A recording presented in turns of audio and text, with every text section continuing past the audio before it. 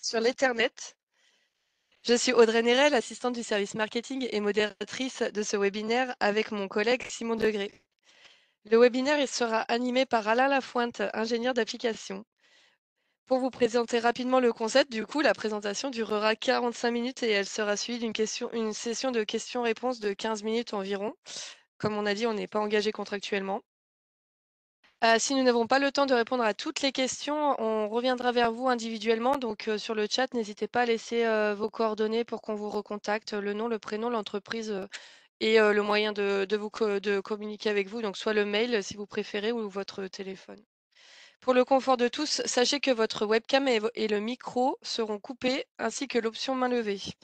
Vous avez la possibilité de poser vos questions tout au long de la présentation via le chat ou l'onglet questions-réponses en bas de votre écran. C'est Simon qui répond en direct sur les deux moyens de communication. Sachez que normalement, les questions resteront anonymes, sauf si vous nous dites le contraire, et les réponses seront données en public. Si nous n'avons pas eu le temps de traiter toutes vos questions ou que vous souhaitez approfondir une notion technique abordée lors de la présentation, vous pouvez nous écrire à isos-france@we-online.com ou vous pouvez vous adresser directement à votre contact habituel chez nous, Vurth Electronic France. Écoutez, moi pour ma part, je vais laisser l'antenne à Alain Lafointe si vous avez pas de s'il y a pas de questions subsidiaires. Alain, est-ce que tu es prêt?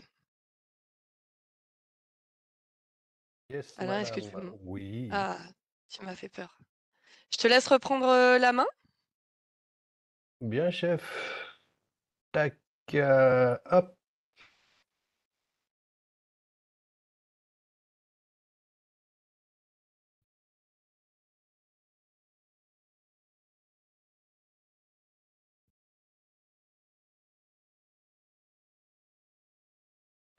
Eh bien, c'est parti. Bonjour à tous. Bienvenue dans cette session qui va vous donner un petit overview de ce qui se passe dans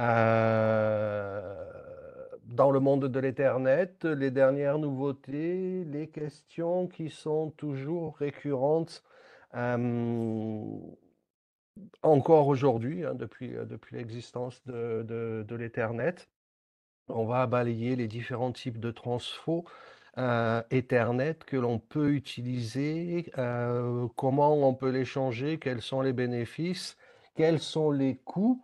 On va faire un peu d'IMI aussi et du Power over Ethernet pour se finir gentiment avec aussi, souvent je vous ferai un parallèle avec l'USB, même si les applications diffèrent un peu.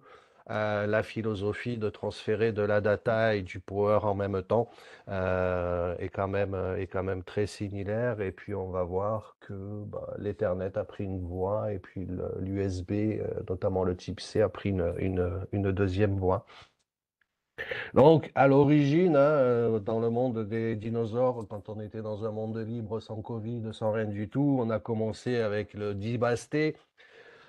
C'était quand même une petite révolution à cette époque. Pour les plus vieux d'entre nous, vous vous rappelez sûrement les bons vieux coax de l'époque, et puis que le réseau pétait une fois sur deux parce qu'on avait toujours un collègue qui se barrait du bureau et qui mettait pas ce fameux bouchon pour compléter la ligne. Euh, Après, on est monté gentiment sur le Sambasté. Ouais, la grosse bébête, elle a du mal à y aller parce que bon, c'est des vitesses qui sont largement suffisantes dans l'industrie, mais qui peuvent être améliorées. Donc, on a gentiment atterri le Sambasté, toujours en utilisant une paire pour la transmission, une paire pour la réception. Et puis après, hop, un petit peu plus de vitesse. Et on est arrivé au giga, au 10 gigas, 40 gigas éventuellement. Entre les deux, on a du 2 giga 5 et du 5 gigas qui sont passés relativement inaperçus dans les standards, mais qui permettent un compromis entre la complexité du 10 gigas et le bien connu aujourd'hui gigabit Ethernet. Comment ils ont fait? Qu'est-ce que le 802.3 en organisation du triple I a voulu faire? Eh ben, attends, je vais mettre mon petit pointeur laser pour que tout le monde le voit mieux. Donc, il y a plusieurs solutions hein, pour augmenter la vitesse. Donc, s'il veut bien se mettre en place, lui, ça m'arrangerait. Voilà. Euh, on peut augmenter le codage, on peut améliorer le codage pour mettre plus de data. Il y a de la complexité, c'est pas forcément notre problème parce qu'on a des codages simples bon, ils sont tous intégrés dans les filles, dans le protocole Ethernet. Ce qui est intéressant, c'est de le comprendre pour après prendre en considération les IMI. Au tout début, on avait des gros niveaux, on avait du -1, 0, 1 volt. Donc, on était large. Après, on est passé sur des niveaux intermédiaires avec du -0,5, 0,5 volts. Donc, le gap entre les levels commence à être un peu réduit. Donc, on est peut-être un peu plus euh, mal à l'aise avec les perturbations parce que les niveaux, les niveaux de seuil seront de plus en plus proches. Donc, les IMI sont à prendre en considération. Donc, une fois qu'on a bien joué avec le code, ce qui peut être mis en place, bah, c'est d'utiliser des mots.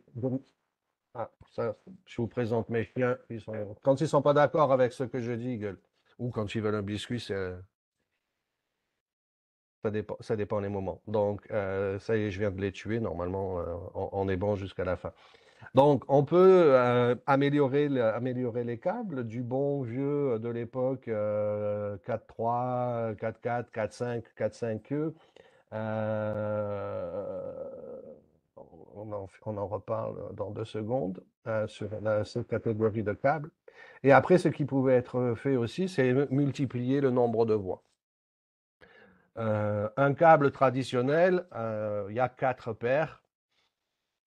On pourrait mettre plus de paires dans le câble, mais ça n'a pas été le choix qui a été fait. Contrairement au type C où le connecteur a pris un nombre de pins supplémentaires assez conséquent entre un micro B et le type C, puisqu'on a rajouté l'alimentation, on a rajouté des pins de contrôle, on a rajouté l'high speed de l'USB, on a laissé le 2.1 ou le 2.0 en USB. Donc, ce qui fait que le connecteur a pris du volume.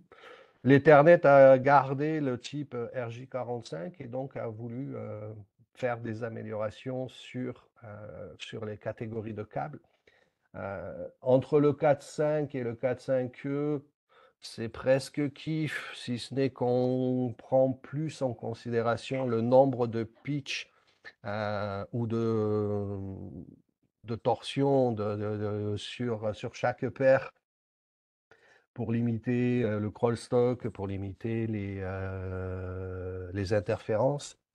On fait des mesures de délai de propagation, on a fait des mesures de farinde et autres rayonnements et crosstalk qu'on pourrait avoir en début de câble, en fin de câble. Sur un 4.5e, c'est pas mesuré. Et le pitch sur les torsades n'est pas contrôlé de façon très assidue. Si on joue sur un 4.6, on va rajouter énormément de blindage. On va rajouter du blindage entre les paires. On va rajouter du blindage sur les extérieurs.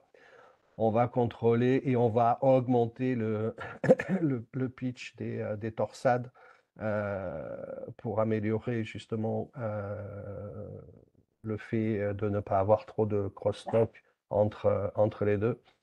Et pareil sur le 6A, pareil sur le 8. Taxe à payer dans tout ça, c'est que sur une installation, le coût coût du câble est à prendre en compte, parce qu'ici, on est sur du câble standard qui est pas super cher, qui peut ne pas être blindé, donc encore pas super cher. Dès qu'on claque du catégorie 6, si on parle de toute une installation d'immeuble, là, on commence à regarder les coûts d'un peu plus près et il faut vraiment se poser la question de savoir c'est est-ce que annoncer que je fais du 5G ou du 10G, c'est juste marketing pour se la, pour se la péter sur la vente, ou c'est vraiment un vrai besoin technique de devoir passer beaucoup de data à une grande vitesse. Ça, c'est des questions à se poser pour éviter de payer une Ferrari pour aller s'acheter une baguette de pain qui est en bas de la rue. En plus, c'est pas écolo, il paraît. Donc, si je regarde un peu plus en détail ce qui se passe et le pourquoi du comment du parce que, donc on va regarder juste une simple paire aujourd'hui.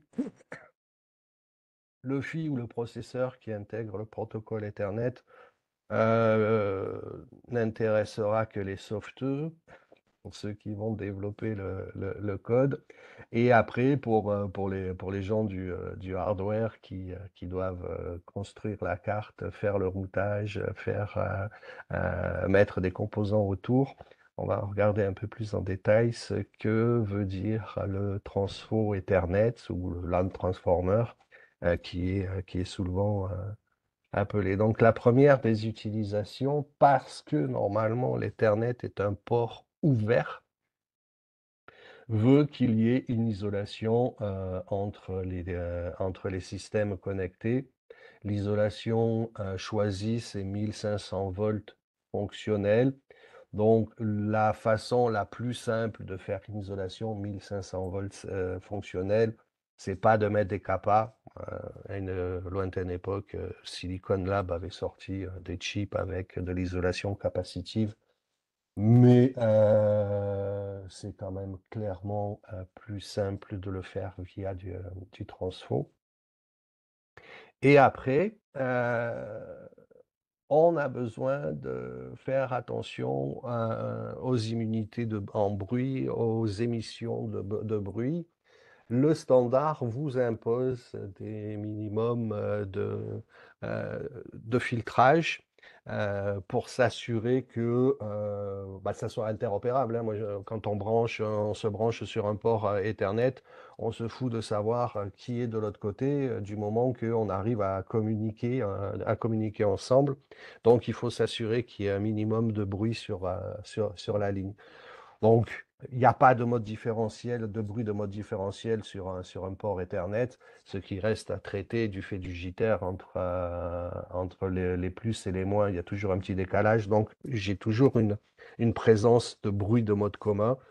Donc, le all-in sur le filtrage de mode commun avec une self de mode commun qui va me permettre sur les bandes de fréquence désignées par l'I3E d'avoir la paire d'insertion euh, minimale requise. Donc,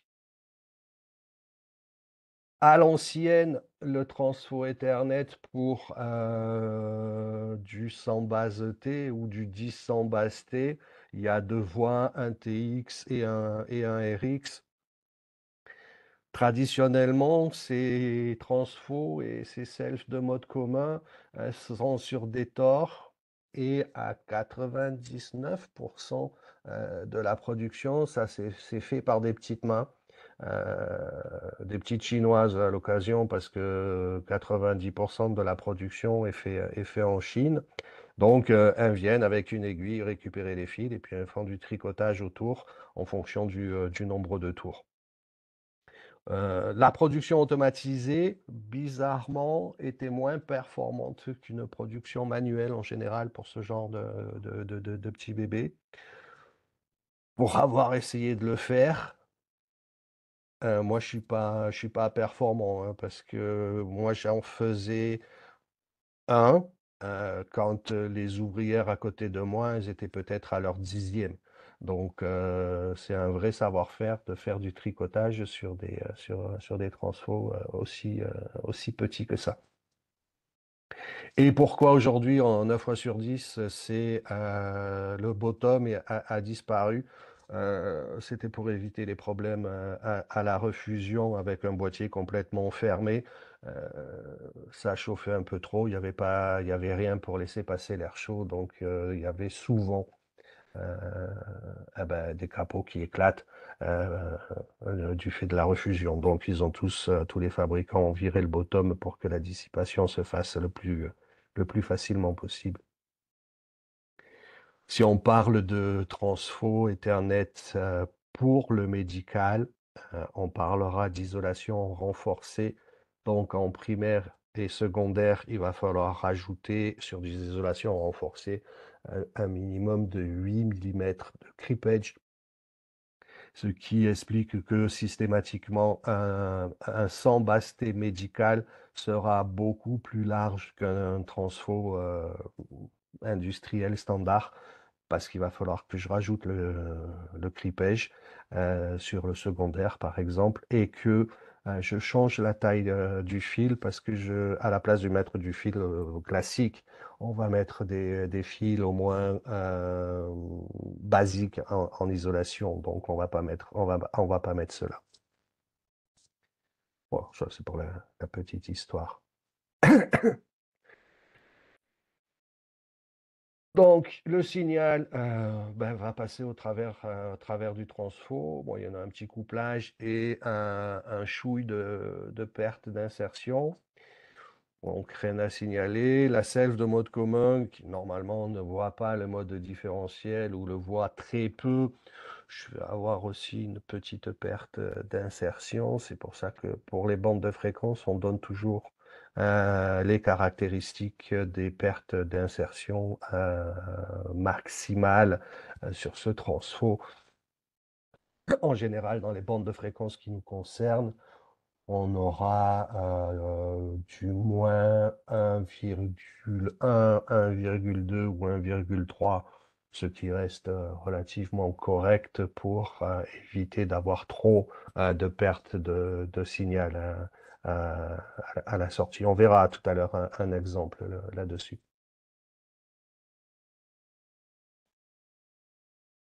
Donc, on a dit tout à l'heure, je peux changer la qualité du câble pour pouvoir avoir plus de bandes passantes et après, je peux rajouter des paires.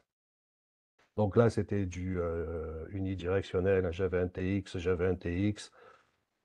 Dans le meilleur des cas, j'avais une reconnaissance avec un ping pour savoir si j'étais connecté sur un TX ou sur un RX. Et puis après, je pouvais changer automatiquement avec l'auto MDX. Ça, c'est classique sur le 10 sans basté.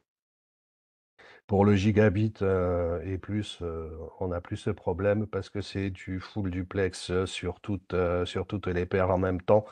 Donc, je peux transmettre et recevoir, je peux transmettre et recevoir, et puis je peux faire ça simultanément. Il y a plus aucun problème là-dessus. Donc, le débit ici, plus le débit là, plus le débit là, plus le débit là, permet, avec le codage qui va bien, de pouvoir augmenter la vitesse de transmission. Et on verra ça après. Pour le Power over Ethernet, je peux aussi jouer à distribuer la puissance sur toutes les lignes, ce qui va me permettre de mettre un peu moins de courant et de peut-être un peu moins emmerdé avec la taille des fils et puis les pertes, tout en tapant du 150 watts et puis demain peut-être plus. Donc, le Sambasté d'origine, le gigabit d'origine. La faiblesse qui peut rester sur ce genre de produit, pour tous les fabricants, hein, j'insulte personne, je parle juste de la faiblesse des boîtiers.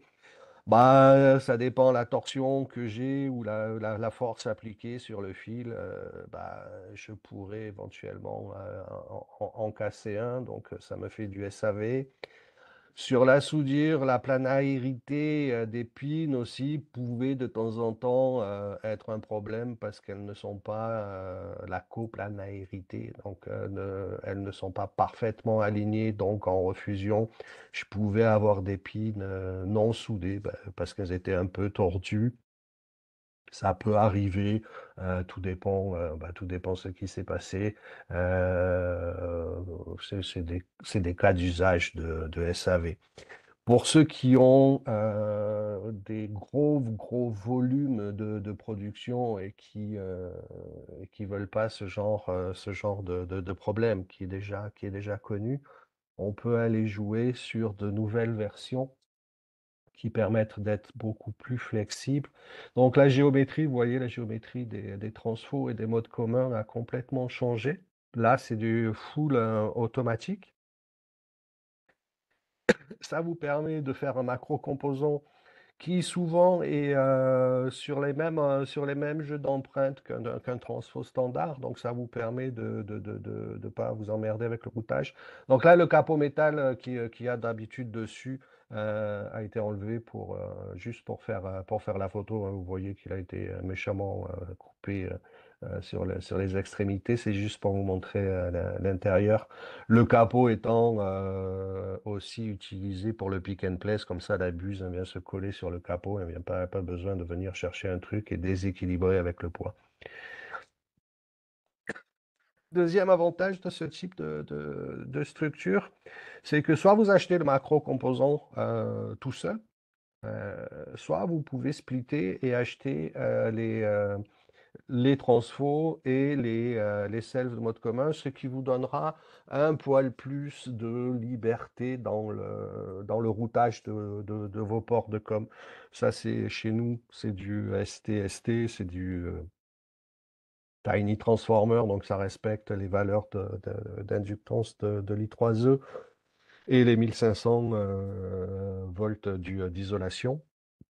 Et ces petites selves de mode commun, c'est les CNSW qui chez nous sont utilisés pour la data, donc de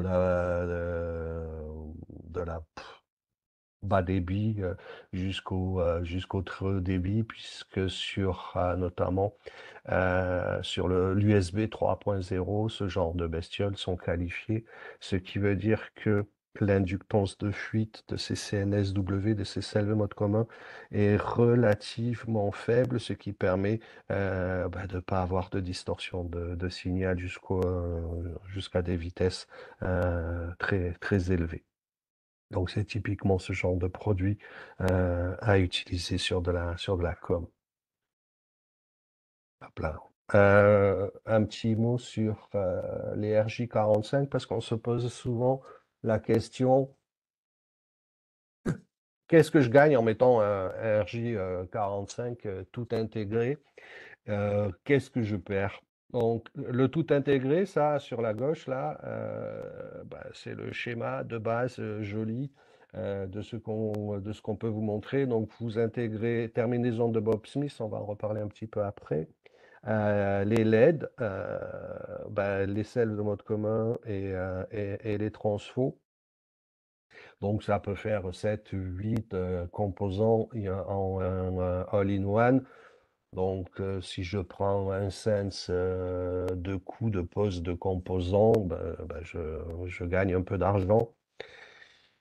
En théorie, si je regarde sur la photo de droite la version éclatée et dépouillée de voir ce qu'il y a dedans, donc on voit quand même que sur ce genre de transfo, il y a pas mal de reprises manuelles parce que sur ce joli dessin que l'on voit avec les transfos, les selles de mode commun, dans la réalité, le dessin il n'est pas si joli que ça parce que c'est quand même noyé dans la jaja.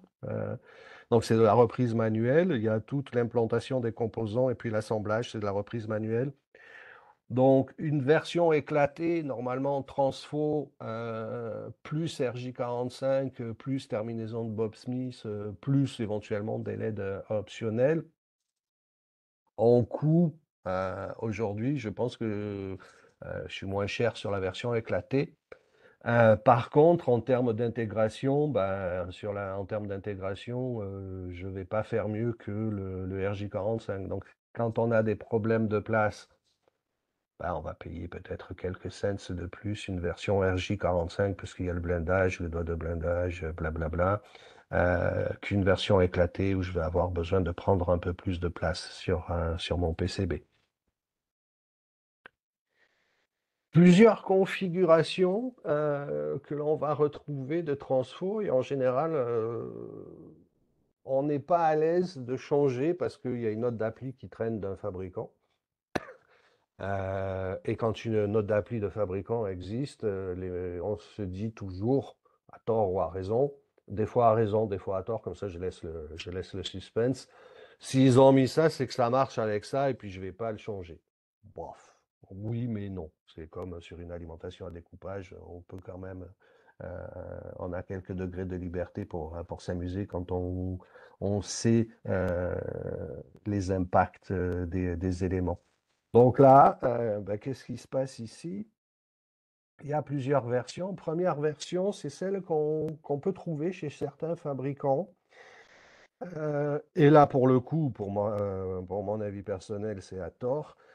Quand ils disent que ben, moi, je travaille en mode tension, mon Ethernet, donc je suis moins sensible aux perturbations.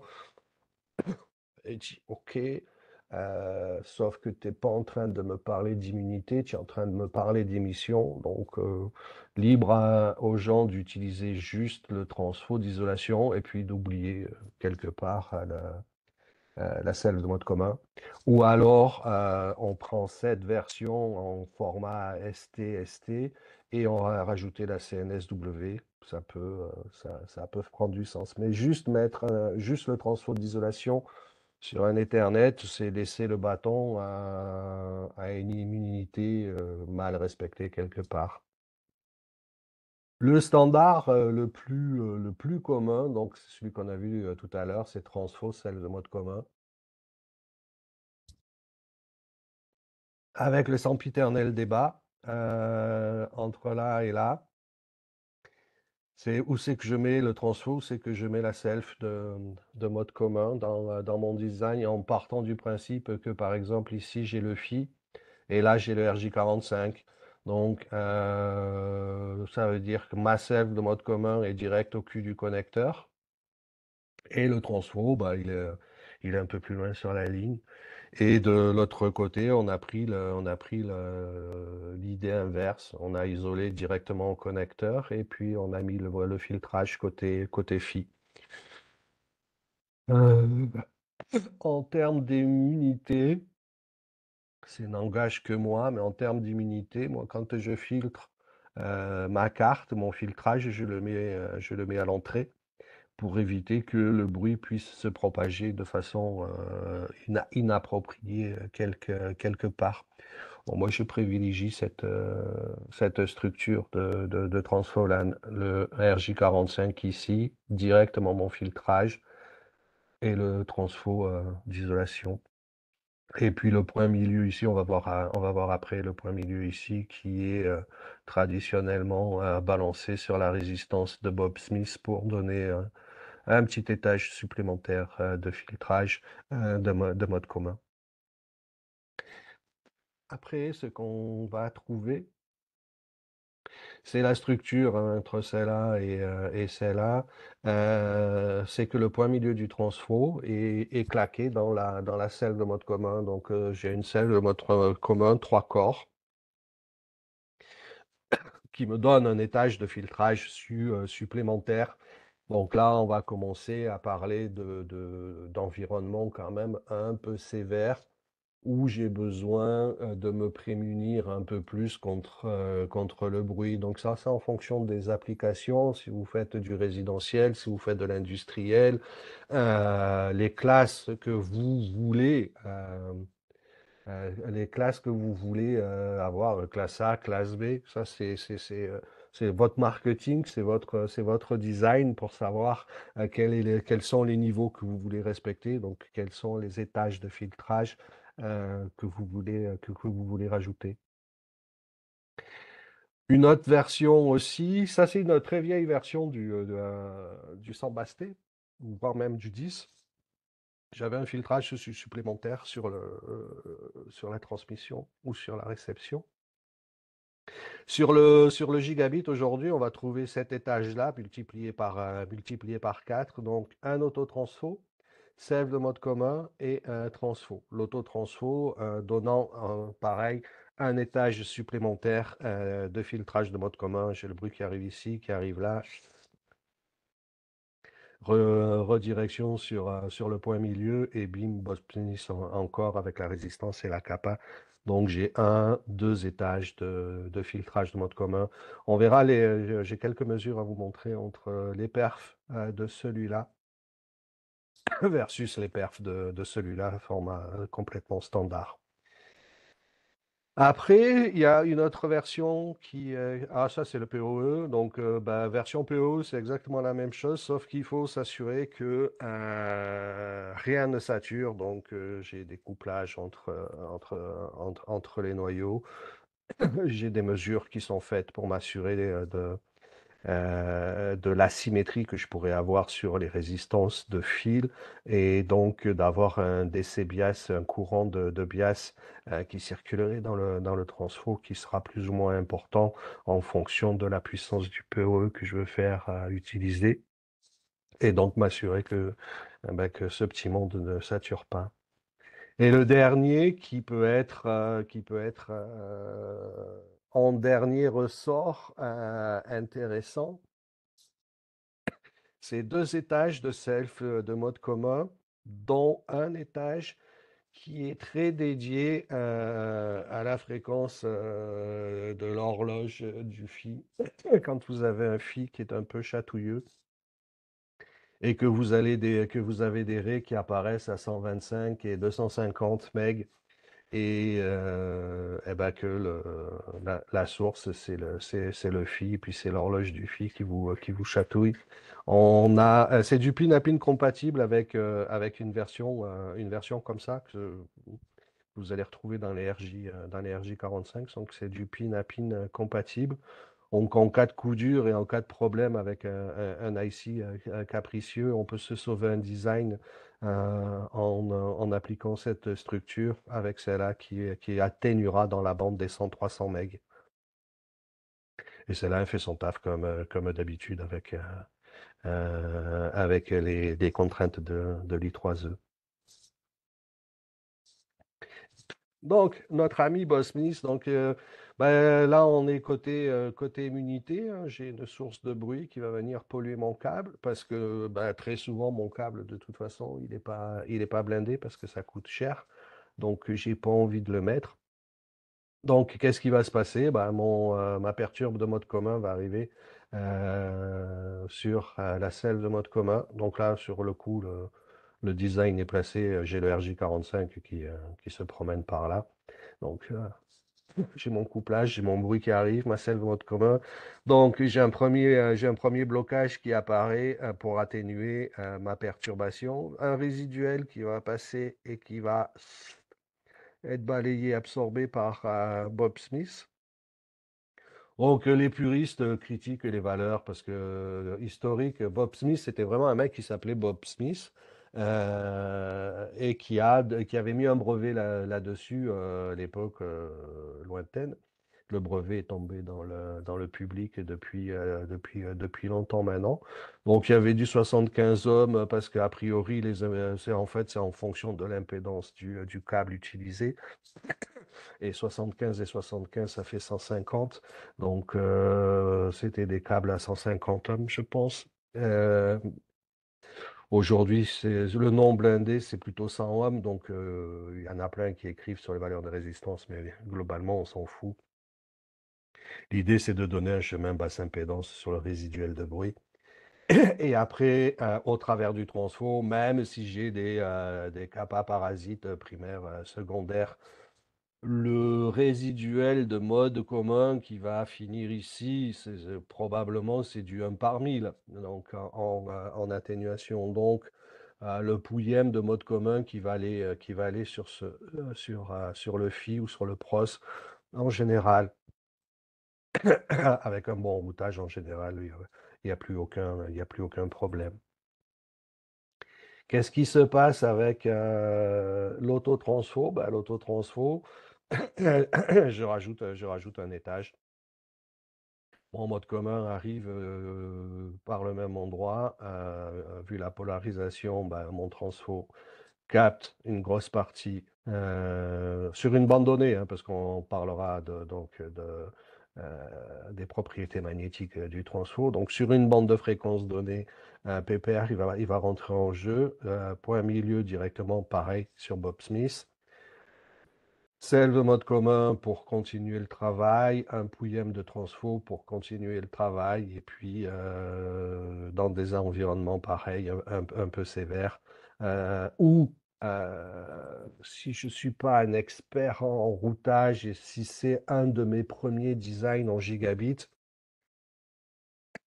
les quelques cents supplémentaires sur un étage de filtrage dans mon transfo LAN, qui grosso modo n'a pas changé de taille en intégrant l'autotransfo, c'est quand même une sécurité qui me permet d'appréhender mon premier design gigabit de façon sereine. Ça, c'est l'exemple du bénéfice de la self de mode commun, classique, normal, et des atténuations que je peux avoir aussi avec l'autotransfo. Donc, on gagne sur une bande de fréquence, on gagne quand même quelques dB supplémentaires, hein, sur le taux de réjection en mode commun. Donc, c'est pas négligeable quand j'ai besoin de passer des standards CEM qui sont un peu sévères. C'est toujours bon à prendre. Pour ceux qui veulent s'amuser, vous pouvez toujours faire de la simulation sur LT-Spice. C'est gratuit. Vous avez des modèles qui existent. Vous pouvez modéliser votre câble. Ça existe aussi. Donc, vous donnez les valeurs d'inductance, de kappa, de résistance, et vous pouvez faire ça. Vous injectez le signal, hein, vous simulez votre signal Ethernet ou un pseudo-signal Ethernet en fonction du temps que vous voulez passer à la simule. Et là, vous vous apercevrez rapidement donc les paires d'insertion dont je vous mentionnais tout à l'heure. Donc ça, c'est mon signal d'origine, hein.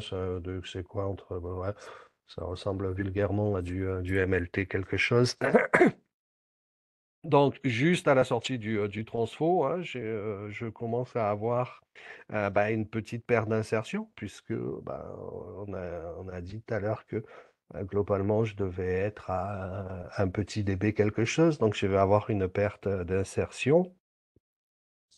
Et à la sortie de mon système, paire d'insertion et temps de propagation, avec commence à y avoir un peu de distorsion. Vous pourriez aussi rajouter une simulation en injectant une perturbe de mode commun pour voir l'impact de la perturbation, pour voir l'impact sur la géométrie du signal que vous pourriez obtenir. Donc, ça permet de faire des trucs faciles à pas cher, d'éviter un premier proto, par exemple, pour vous assurer de l'intégrité du signal. Ça, c'est schéma de base recommandé pour le gigabit. Donc, moi, j'ai mis l'autotransfo parce que moi, je paye pas le design, donc je peux me faire plaisir à chaque fois. Terminaison de Bob Smith, kappa entre les deux masses. Si vous avez aucun problème là-dessus, masse du châssis, masse de la carte.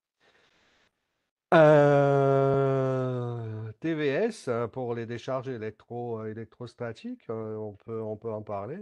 C'est un gros gros plus, hein, de pouvoir se prémunir de ça, au moins à la connexion. Si mon câble est chargé, je peux me foutre une décharge gentille dans le système. Donc, pouvoir se prémunir. Alors, en fonction de ces schémas-là, des TVS que vous prenez, petite indication, quand vous avez la diode pour la lime. Alors, pour une structure comme ça, comme j'ai les points milieu qui sont alimentés, j'ai pas de problème à trouver un VDD quelque part pour venir me connecter ici.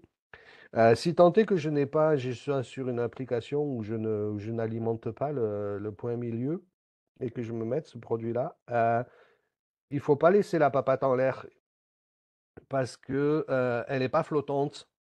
Et il y a des structures qui clairement disent je suis flottant ou je suis pas flottant. Dans cette structure-là, je ne suis pas flottant, donc le VDD me le faut, parce que sinon, l'ensemble de mon produit va beaucoup moins marcher, voire pas marcher du tout. Pour que je sois flottant, il faut que dans le schéma, j'ai une petite diode supplémentaire ici qui me dise tu connectes ou tu connectes pas, je m'en fous. Mais si hors indication contraire, il faut que je connecte ce point à l'alimentation. On parle de filtrage, donc on a filtré la data. On était en train d'injecter de la lime sur le point milieu. On peut se faire un peu plaisir aussi en s'assurant que la lime que je vais injecter soit proprement filtrée. Donc bah, là, je me suis fait très plaisir. C'est optionnel. Et en rajoutant une petite ferrite qui m'assure bah, de ne pas injecter des saloperies dedans. Donc, pour éviter d'avoir des problèmes sur les appels de courant ou des choses comme ça. Donc, faible valeur parce que c'est un add-on, hein, la ferrite, c'est pas elle qui va faire 100% du job, mais c'est juste un add-on, donc faible valeur pour pas de perturbation et s'assurer que j'ai suffisamment de courant dans la ferrite pour pas la saturer parce que c'est pour ceux qui viennent à nos séminaires, on l'explique assez régulièrement. La ferrite n'a pas d'entrefer, donc elle est très sensible au décès bias, donc au point de fonctionnement continu, et puis on arrive très vite dans le genou de l'hystérésis, donc on la sature très vite, étant donné que dans la datasheet, on vous donne le courant nominal et on vous donne pas le courant de saturation, vous pouvez utiliser juste une ferrite pour faire joli sur la carte, voire éventuellement un fusible, mais peut-être que vous avez perdu 80% de sa valeur d'impédance. Donc, faites attention à ça. Et après, le matching pour s'assurer des 100 ohms différentiels de la paire, si c'est un câble non blindé. Petit break, j'ai soif. Je vous laisse avec ma copine. Ça, c'est juste pour vous réveiller. Power over. Bon, bah, ça, c'est trop gentil, vraiment. Avec, avec, J'appre- avec plaisir, je savais que ça allait te faire plaisir. Ouais, moi aussi, je t'avoue, ça m'a un peu réveillée, mais je t'écoute hein, avec attention, mais je crois que Ok, j'aurais beaucoup de questions. Mm. merci. Donc, un peu de power over Ethernet maintenant. Pour le parallèle avec pour le parallèle avec le type C, l'USB était très mal mené parce que à une époque, il avait fait du power sur l'USB, c'était ni fait ni à faire, c'était une grosse usine à gaz. Ils se sont peu fait tailler par Qualcomm quand il est arrivé dans le game avec ses fast charge. Donc ils se sont dit, on va arrêter les conneries, puis on va faire quelque chose d'un peu plus industrialisable, et d'un peu plus intelligent. Donc ils sont passés sur le Power Delivery aujourd'hui, qui monte jusqu'à 100 watts. L'extended qui va monter jusqu'à 250 watts, donc sur le type C, sur l'USB. Bah, le Power over Ethernet aussi avait pensé avec la même chose, enfin l'Ethernet. On a des câbles, on a des systèmes. Au début, c'était bah, j'ai un téléphone IP, il faut que je lui mette une prise quand même électrique. Alors que je suis en IP, j'ai déjà un câble. Bah, pourquoi pas ne pas faire passer de la puissance? Euh, Ouais, sur les surges en entrée, ouais, j'ai vu passer la question. Sur les surges en entrée, oui, on peut le faire, mais ça va dépendre de l'application et du standard que vous avez utilisé. Si vous mettez une surge à l'entrée, il faudra peut-être faire de la surge un peu plus élevée que la MMR qu'il y a ici. On en reparle à la fin. Donc, pour le sambasté, j'ai deux paires non utilisées traditionnellement et j'ai ma paire de data, donc TX et RX. Le but du jeu, c'est de transférer la puissance et puis de développer sa propre alimentation. Terminaison de Bob Smith. Alors là, on parle d'une version qui est toute intégrée dans la RJ45. À la base, vous avez des options où le pont redresseur est intégré dedans. Pourquoi les ponts redresseurs? Parce que le standard est tellement ouvert que je ne sais pas dans quel sens le 48 volts il arrive. Il peut être dans ce sens-là ou il peut être en sens inverse. Et j'ai tout à fait le droit de faire ce que j'ai envie puisque c'est le standard qui me le dit. Donc pour pas être emmerdé, je suis obligé de mettre un pont redresseur pour m'assurer que j'ai toujours la même polarité au bon moment. Et puis je ne sais pas dans quel sens, sur quelle paire j'arrive aussi puisque j'ai le droit de faire exactement ce que j'ai envie. Donc il faut que je prévoie soit la paire de data, soit la paire non utilisée, donc deux ponts redresseurs de schéma. La petite capa supplémentaire sur Bob Smith pour couper la composante continue, parce que sinon c'est dommage. Et là, c'est écrit optionnel, mais c'est absolument pas optionnel du tout. Je balance une alimentation qui vient d'ici sur quelques mètres de câble ou dizaines de mètres de câble en fonction où est mon PSE.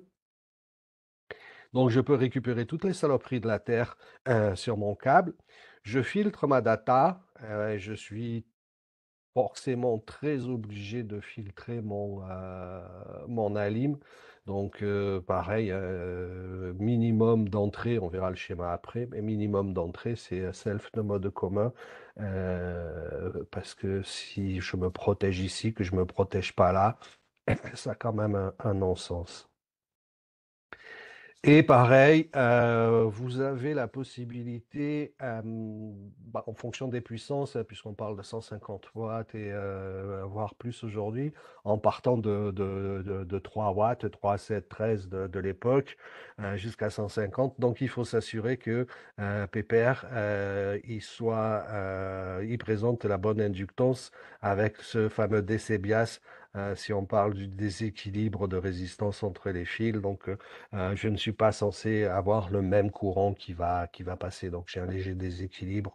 Donc, il faut que je le fasse. Et en fonction du POE que j'utilise, le DCBIAS, il peut être plus ou moins élevé. Donc, s'assurer de ça. Et oui, sur certaines valeurs, on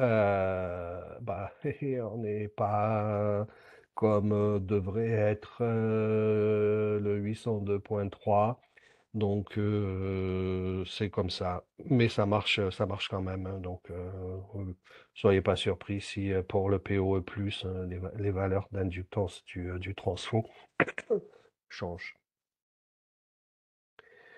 Ça, c'est le schéma de base parce que dans 99% des applications, votre port est ouvert. Donc, vous avez une isolation 1500 volts et comme vous arrivez avec une alimentation, vous avez besoin de 1500 volts d'isolation. Pour des puissances, on va dire jusqu'à 100 watts, flyback, c'est la topologie la plus économique et puis la plus facile à mettre en œuvre. Quand on est à cheval entre 100 et 150, on peut commencer à se dire, je pense que le forward sera plus adapté. Et les puissances en dessous de 100 watts, je pense que c'est la plus économique et la plus facile à mettre en œuvre. Donc, les transfos aujourd'hui, c'est assez facile, au moins pour le PoE. Les IC travaillent entre 300 et 500 kilos, pratiquement tous en majorité. On reparle une chouille du tronçon après. Donc, je travaille entre 300 et 500 kilos. Ma tension d'entrée, je la connais, hein, c'est entre 36 et 72 avec les deltas autour du 48. Donc, mon entrée est parfaitement définie. Après, ça reste à savoir qu'est-ce que j'ai envie d'avoir en sortie, 3, 5 ou autre. Donc, ce qu'il faut, hop là, non, ce qui est intéressant, donc il faut donc, Bob Smith et compagnie. Donc, mon pont redresseur, mon filtrage avec petite résistance pour amortir au cas où j'ai une connerie sur mon mode commun. TVSP, on parlait de Surge tout à l'heure, mais sur la data. Ici, TVSP, parce que j'ai quand même une grosse longueur de câble. Si j'ai besoin double différentiel ici, mais là on va parler plutôt des émissions, pas de l'immunité, on va parler des émissions de l'IC, hein. J'ai un filtre LC, donc côté émission, hop, un LC, un LC. Bon, soit je fais un double LC, soit je fais un demi LC pour avoir une symétrie entre les deux. On peut en parler plus tard. Derrière, qu'est-ce que j'ai? Ben, j'ai encore un filtrage différentiel qui ne va pas jouer probablement à la même fréquence que ces deux-là. Mon MOS résistance. Qu'est-ce qu'il m'a mis? Ah, une petite ferrite sur le MOS. Il est taquin, le monsieur. Ça, c'est pour absorber les résonances de la gate. On peut remplacer ça par une résistance si on a envie. Le snubber, l'opto, parce que ben, je suis 1500 volts ici, donc il me faut 1500 volts sur l'opto. Puis en fonction de l'IC, un type 2 sur l'opto pour contrôler le flyback, tout va bien. Et pour pas s'emmerder, ce qui est pas mal sur le PoE, puisqu'on connaît beaucoup de paramètres qui ne vont pas changer, on peut simplifier la sélection du transfo plutôt que de faire un custom, donc de sélectionner la taille des fils, le nombre de tours, le nombre de couches que l'on veut faire sur le primaire et le secondaire. On fait presque un calcul d'inductance, si ce n'est qu'on va définir le rapport de transformation. On va calculer les pics de courant parce que sur un discontinu, ben, on a des pics de courant en entrée, puis on a des pics de courant en sortie des triangles. Donc il faut calculer les pics, les RMS, s'assurer que euh, le pic RMS au primaire va pas faire saturer le transfo. Euh, et on va choisir en deux itérations une inductance de transfo primaire sur catalogue avec le rapport de transformation. On va pas tomber pile poil sur la bonne valeur, donc on va refaire une itération pour refaire les calculs. On peut calculer les pertes cuivre. Euh, et puis les pertes noyaux, on ne peut pas les calculer parce que vous n'allez pas avoir les paramètres qui vous permettent de calculer les pertes noyaux. Donc, mais ça vous permet de pouvoir facilement euh, aller choisir un transfo sur étagère. Donc voilà, ça c'est un petit exemple de calcul avec bizarrement ce que j'ai choisi. J'ai choisi donc 36,57 ou 72 en fonction du PO que vous allez avoir. Je veux 3 volts 3, un peu plus d'un ampère en sortie. Les calculs me donnent une valeur d'inductance qui est à 127 micros et un rapport de transfo qui est à 12. Bon, bizarrement, j'ai trouvé un transfo chez moi enfin chez Wurt qui correspondait sur étagère aux simulations. Donc, petite simulation pour voir la tranche des signaux. Si ça me paraît correct pour mon application, pour les friands de LT Spice, on peut aller jouer avec une simulation. Donc les calculs sont quasi, enfin, les simulations, les valeurs de simulation des pics de courant secondaire et primaire sont quasi identiques à celles de la simulation.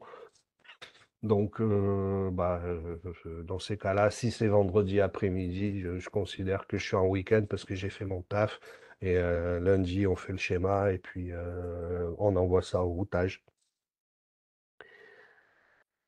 Et ben voilà. Quelle heure il est? Ah ben finalement, j'ai quasi tenu une heure, hein, parce que moi je suis niçois, même si j'ai un accent assez pourri, je suis niçois. Et les niçois, ça parle beaucoup, même tout seul devant un écran. Donc je vous remercie pour avoir assisté à ça. On va balayer maintenant s'il reste des questions. Si quelqu'un veut reprendre la main. Et Jamais décrétage différentiel search en entrée. Donc oui, ça on avait parlé. Si, ça dépend les standards. Mais si on utilise un RJ45 tout intégré, c'est chiant. J'ai pas accès à l'entrée, donc je vais à la sortie. Et si j'ai un RJ45 et que je mets des surges dedans, puisque les surges, si je mets une varistance, elle a le mauvais goût de mourir en circuit ouvert. Et en fonction de la taille que j'aurais utilisée, il vaut mieux mettre des éclateurs à gaz, mais les éclateurs à gaz, ben, c'est une usine à gaz. Donc, pour un RJ45 tout intégré, la seule façon d'aller jouer, c'est dehors. Donc, après l'étage de transfo. Alain, Existe. il y avait une question. Peut-on mettre 4 résistances? Est-ce que tu l'as, celle-là, ou pas? Tu la euh, vois? Peut-on mettre 4 résistances 750 ohms pour une seule kappa, un NF, ou faut-il une kappa résistance?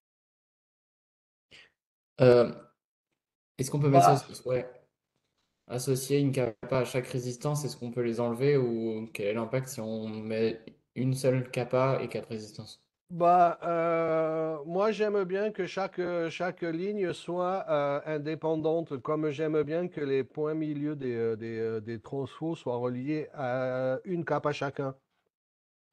Après, en termes de coût, les gens mettent qu'une kappa pour les quatre points milieu en sortie hein, quand on fait du gigabit sur le schéma. Si vous faites 750 ohms, ça me paraît pas bon parce que à l'idéal, sur la connexion, on avait du 75 et 75 qui nous faisait du 150 sur deux points de connexion. Là, si je que mets que 750 ohms, je suis pas certain que le bruit voit un chemin de basse impédance. Donc, l'idée me plaît pas comme ça. C'était 75, c'était une faute de frappe. Ah, pas 750, 75? Oui, bah, les 75, une seule. Soyez pas radin, mettez-en quatre, comme ça il y en a une par point. C'est des petites tailles. Je préfère. J'aime pas les points de rencontre multiples.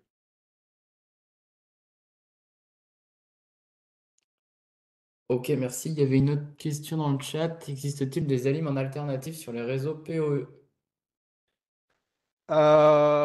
Pour les PSE, oui, bah oui, pour le PSE, c'est pour celui qui fournit la lime parce que je vais injecter 48 volts. Ouais, ouais, vous pouvez direct du secteur balancer ça, ouais.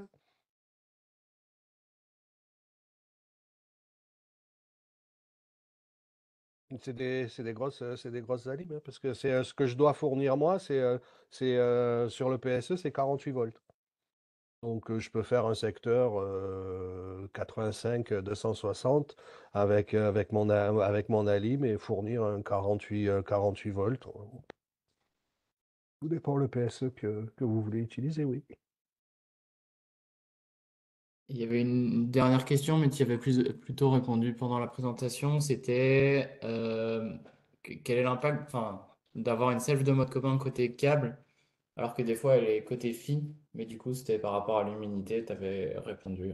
Et aussi le fait que je suis censé faire un routage, si j'ai un câble non blindé, je fais un routage 100 ohms diff et 50, entre 50 une ligne et la masse. C'est pour ça que vous avez le schéma de base d'adaptation, la 49.9 et 49.9 avec un point milieu sur un transfo pour éviter les réflexions, un point milieu relié à une kappa pour les réflexions. Euh, je suis pas certain, enfin, il faut voir quelle serait l'impédance vue au cul de la selle de mode commun pour après s'assurer que j'ai vraiment une bonne adaptation d'impédance. Je sais qu'à une époque, quand on changeait le sens du transfo sans modifier les valeurs, on pouvait avoir quelques soucis de matching. Ok, merci. Il n'y a pas d'autres questions. Si vous avez d'autres questions, vous pouvez les mettre directement dans le chat. Est-ce qu'il est prévu de diffuser la présentation? Ouais, je vais enlever l'araignée, et puis après, vous l'avez. Ouais, je la donnerai, ouais.